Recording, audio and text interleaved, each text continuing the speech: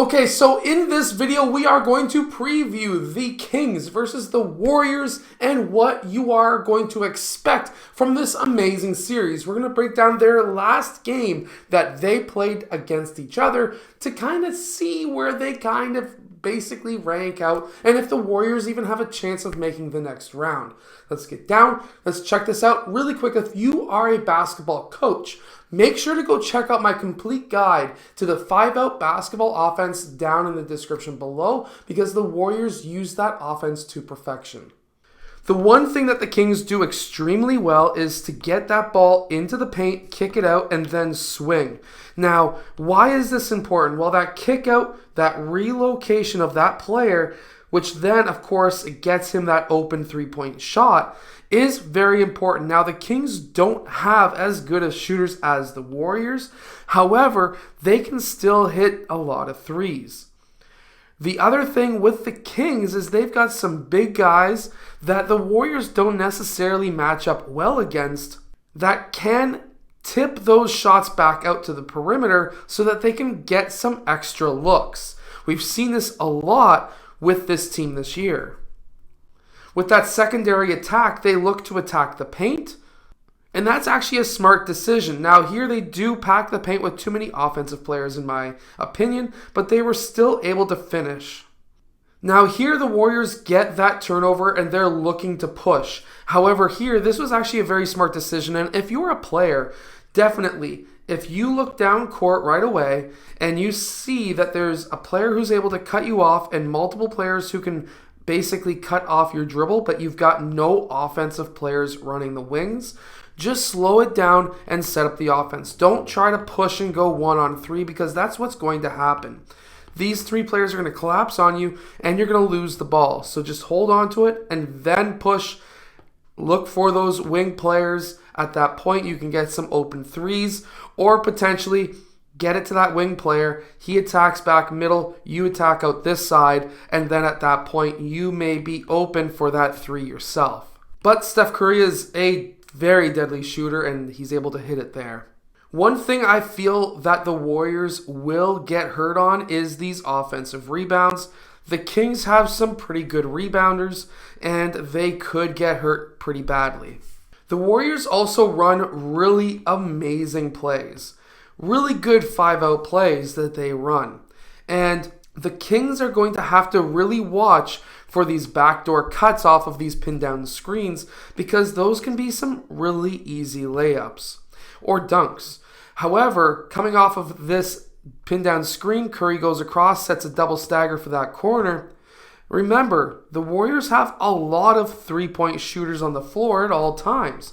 A lot. So, because of that, they're going to be very deadly, and the Kings are going to be giving up a lot of mid-range shots, as we see here, to Klay Thompson, and that is the spot where in the NBA playoffs, or any playoffs, high school, elementary, whatever, that is the deadly spot. Because now with the NBA and pretty much every league, everyone wants to shoot threes and layups. Those are the only two options. The mid-range is pretty well dead, so not many teams defend it as strong as they should. And the Warriors can make them pay, especially with Klay Thompson, as we can see coming off of that double screen or that staggered screen right there. Players like Klay Thompson can also have a massive advantage because of how many three-point shooters are on the floor. There's going to be massive opportunities to go 1-on-1 because these players are not willing to double team down, so that leaves Klay Thompson in basically an island or Steph Curry on an island to get these shots. And again here, rebound, kick out, swing. Now sometimes if you're in position to score in the post, you should, but if you kick it out, the first thought should be to swing unless you're absolutely wide open. This could have been an open three for somebody like a Steph Curry, but Kuminga has it. He attacks with that one quick step, but because there's so many players that they do not want to have the ability to shoot, this leaves wide open shots for pretty well anybody on the Warriors, and as long as they can make those shots, it's going to be very interesting. One strategy that the Kings could use, because they do have a little bit of a height advantage at most times, is just to attack the key early on in possession. Because now, if they can attack the key early on in a possession, this is going to collapse the Warriors a lot more, so that now that three-point shot is going to be wide open later in the game. Now, this is a great strategy and also something that's going to hurt the Warriors, which is that defensive or that offensive rebound. But something that the Kings don't do a lot of is finding the open man. So, yes, kick out pass, and then they swing, which is great. But where's the defense? There's no defense there. But look where the offensive player is. He should have been looking right away. And I always tell my players this, who I coach. If you get a wing to point pass, your first thought should be to pass to the opposite wing. Because now, this wing to point, the defense is all located towards that side. Which means that this wing should be absolutely wide open to drain the three. And that is exactly what happened here, but they were still able to hit that three in that wing when they passed back to the same wing that passed to them. These early in possession pin down screens can be absolutely so deadly for any team.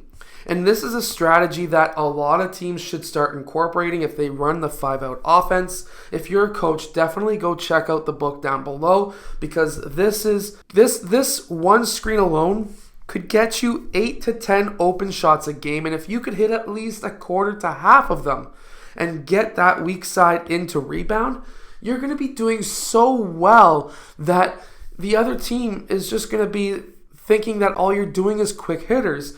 And whenever they think that you're just going to be doing quick hitters, they're going to be watching that first pass, really trying to guard that first pass. And then you can turn into this guy rolling who sets that screen.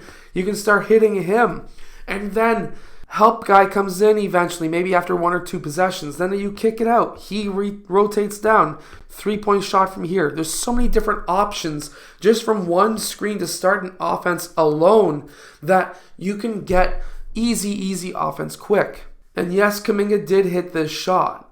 Now here, Steph Curry denies this screen because this man started cheating to go over top. He denies that screen and attacks hard, which draws the hedge. At this time, he attacks once more. That draws both of these players. So Steph Curry hits the roll man.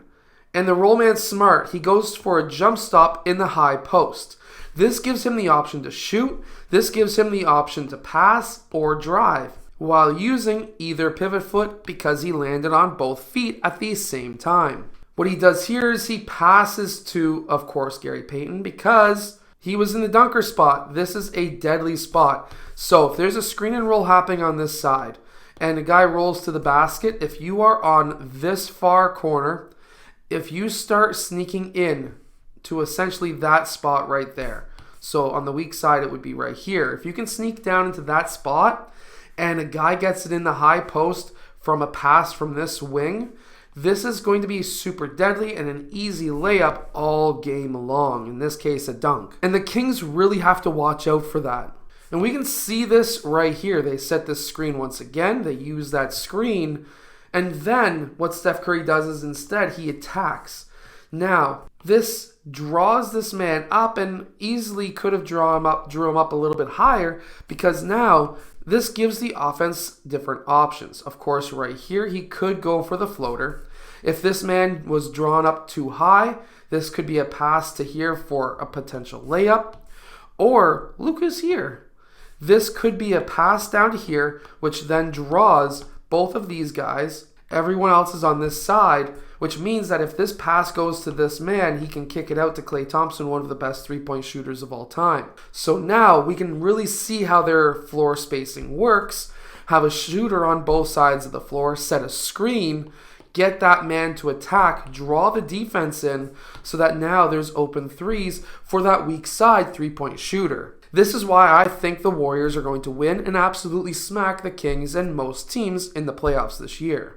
Because we have to remember that the Golden State Warriors are probably bored. That's why they didn't do well this season.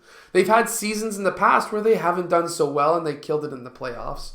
So that's what I think is going to happen this year. They just basically just ease in through the season, get warmed up, and then as soon as the playoffs hit, they snap, they get into their groove, and they start winning games. This is why I think the Golden State Warriors are one of the hardest teams to beat. They're going up against higher seeded teams most of the time during the playoffs, at least in the first little bit, because of their seeding, and that is going to allow them to beat harder teams earlier on so that they can then conserve their energy in later on rounds until it gets to the East versus West finals. At least that's my thoughts. I hope that you've enjoyed. I don't think the Kings are going to do very well. Make sure to go check out my complete guide to the 5-out offense down in the description below, and I'll see you guys again next time.